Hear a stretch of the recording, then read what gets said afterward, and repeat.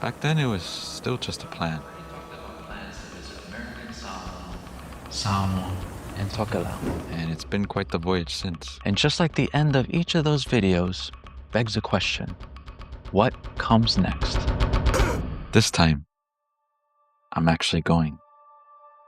And in this case, back to Fiji.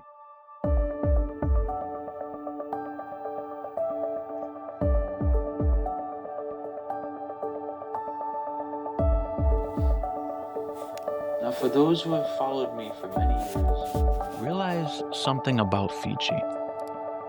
I've already been there, which adds another question. Why am I going back? Oh, this video is going to be wholesome. So getting to the nitty-gritty of it, why am I going to Fiji? The reasons why I'm going to Fiji are quite extensive, and there are a lot of things I intend to do in Fiji. Things that have to do with Fijian culture and those that don't.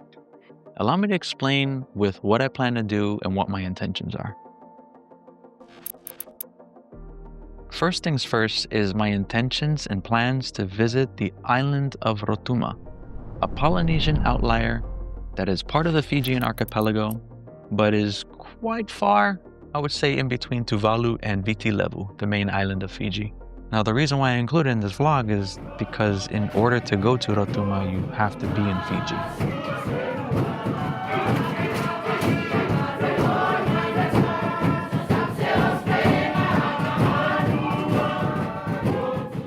Now, Rotuma is kind of like a journey on its own, which I'm going to make a separate vlog on, but I'll be breaking down more about Rotuma down the line.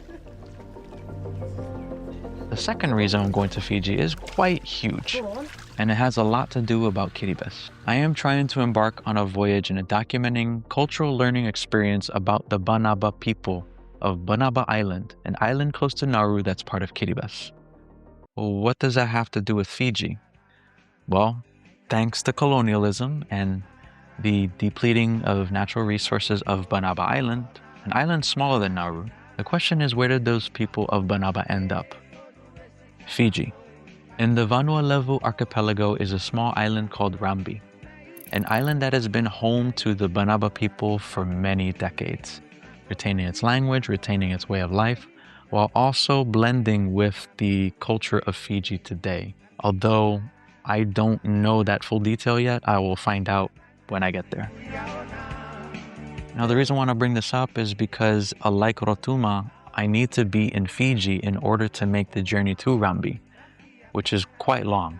And I especially want to include those plans because I will more than likely be immersed in Fiji culture along the way. How that turns out, the voyage will tell. Right? Yes. Yes. Now that's non-Fijian reasons.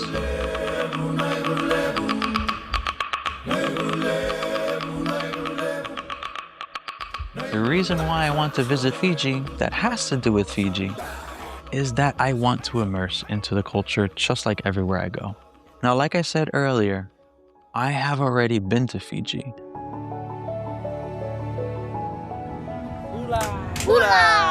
And even in my innocent 2018 journey from Tonga, I still managed to have an innocent cultural immersion experience in a village outside Lautoka and the village of Tongombula near Natandola.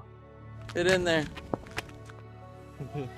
Now, what was unique about that first experience is that I got to experience Fiji by sail, which was really freaking cool.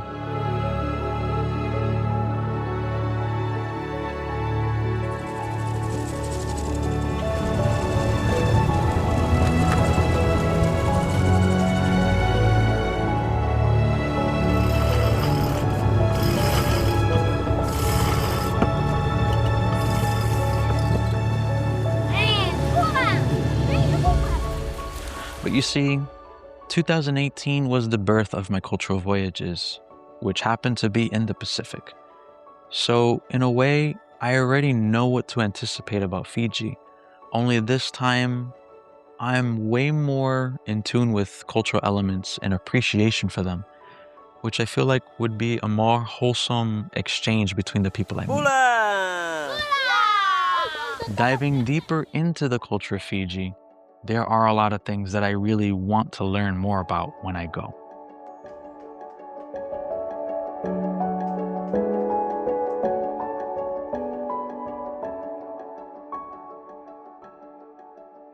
First thing is dance. Fiji alone has so many variations of dance that really interest and intrigue me.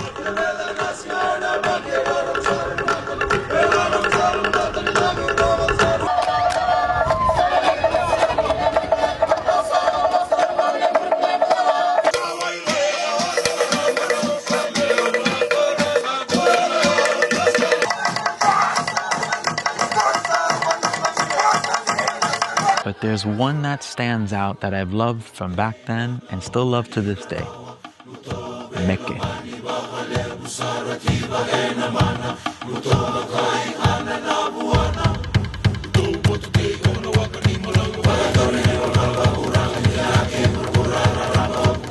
Now, just like hula, Fijian dance and music is an old style and there's a modern style, which I look forward to learning more of down the line.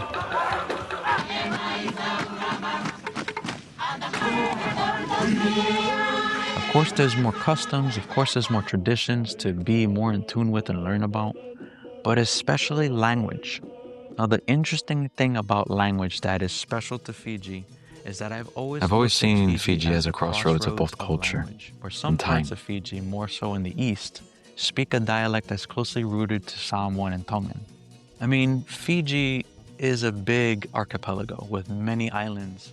So This voyage in Fiji is exactly that. I just can't wait to explore more islands that I didn't get to see on my first trip. Where I will go, which islands I will see, and what will be entailed in those experiences, I'll just let the voyage take on in itself.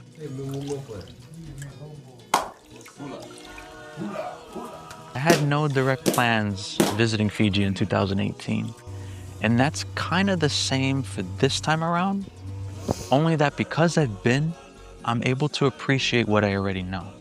But because I'm going again, I'm able to appreciate what I don't know. And because I don't have immediate plans other than what I've mentioned in this video, there is a whole journey to look forward to in Fiji.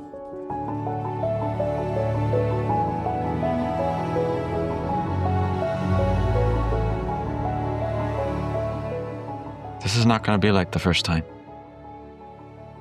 It's going to be 10 times better.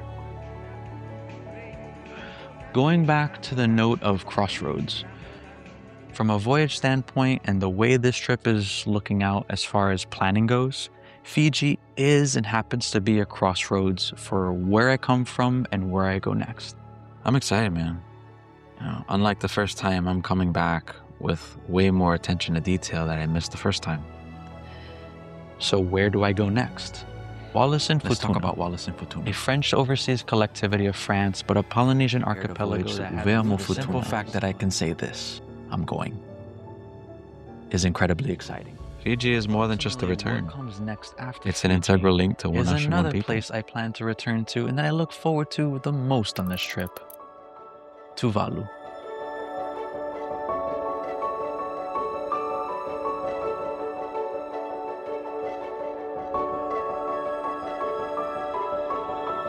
So as you can see, Fiji plays a pivotal, very crucial role on how I get around the Pacific. Going back is just as important as every other stop I got on my Pacific voyage. With that being said, if you wish to support this mission of storytelling and One Ocean, One People, here are 3 ways you can support. One Ocean, One People is a 501c3 nonprofit organization, and at the time of recording, I am still building up the foundation from the ground up. It is open for support, but it is very much a healthy and functioning organization.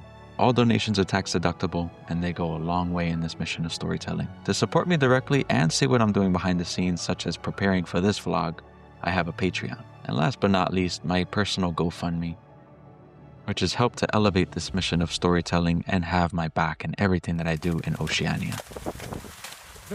But I have to add this note before I close out that one thing that has remained a memory for me, because each island, despite the similarities, has one unique feature.